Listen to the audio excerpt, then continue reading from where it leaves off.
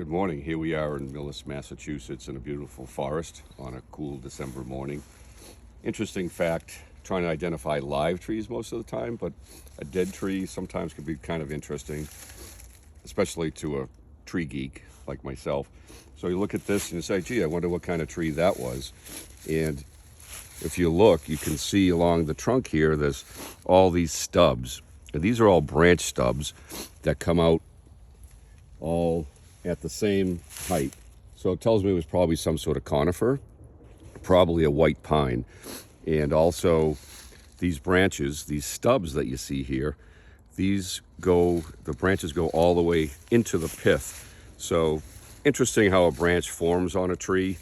You know, there's a layer of trunk wood and there's a layer of branch wood, and they interlock to hold that branch onto the tree very securely. It's one of the most amazing feats of engineering. If you see a long branch sticking out almost horizontally, it's because it's locked in with trunk wood covered with branch wood and vice versa.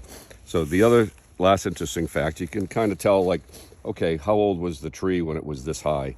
And pine trees, since they have whorls, this is probably 1 year, 2 years, 3 years, 4 years, 5 years, 6 years, 7 years. So at 7 years old, this tree was almost 6 feet tall, because they tend to grow about a foot a year.